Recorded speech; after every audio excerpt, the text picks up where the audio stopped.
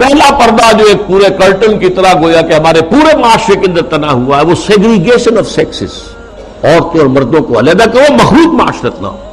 دعوت ولیمہ ہو رہی ہے تو ایک طرف عورتیں ہیں، دوسری طرف مرد ہیں، مخلوط نہیں۔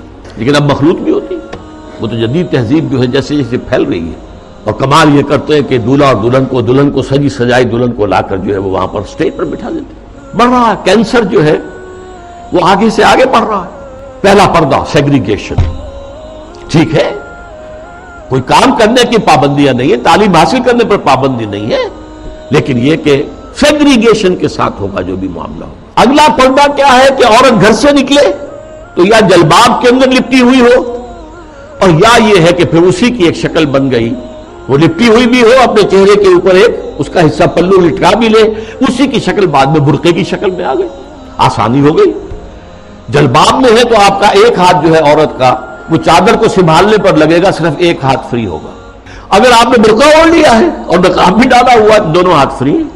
ڈاکٹر کے ہاں جانا ہے، بچے کو لے کر دکھانا ہے، بچے کو گود میں لیا اور ایک ہاتھ میں بوتل لے رکھی ہے دوا کے لیے، ورنہ یہ ہے کہ معاملہ مشکل ہو جائے گا۔ تو برقعہ اس کی ایک ارتقائی شکل ہے۔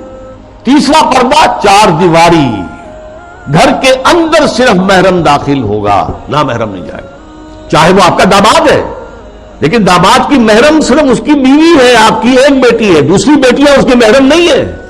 ساس محرم ہے اور آپ کی بیوی آپ کی محرم ہے، وہ اگر آئی ہوئی ہے اپنے میکے میں ٹھیک ہے، لیکن یہ کہ اندر جو دوسری لڑکیاں ہیں وہ نامحرم ہیں، سالیاں جو ہیں وہ تمہاری محرم نہیں ہیں۔ یہ تیسرا پردہ ہے۔ چوتھا پردہ ہے ستر، محرموں کے سامنے بھی پورا جسم نہیں کھول سکتے، صرف چہرہ، سر کے بال بھی نہیں، ہاتھ اور پاؤں، یہ ستر کہلاتا ہے۔ یہ تیسرا پردہ ہے۔ ان تین چیزوں کے علاوہ کوئی جسم کا حصہ باپ کی نظر پہ بھی نہیں آنا چاہیے، بھائی کی نظر میں بھی نہیں آنا چاہیے، مستور رہے گی گھر کے اندر بھی مسلمان عورت۔ اس کے بعد جو ہے وہ صرف شوہر کا معاملہ ہے۔